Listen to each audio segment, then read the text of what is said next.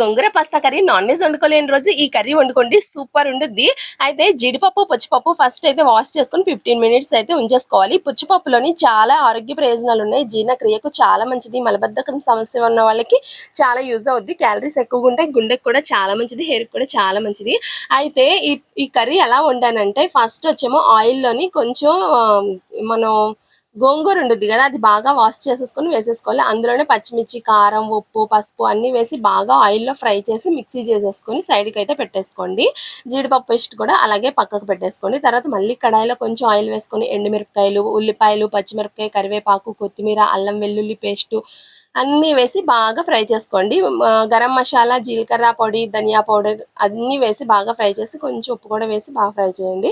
అలానే మనం పేస్ట్ ఉంచుకున్నాం కదా జీడిపప్పు పేస్ట్, అది కూడా వేసేసి గోంగూర పేస్ట్ కూడా వేసి బాగా ఫ్రై చేసుకోవాలి.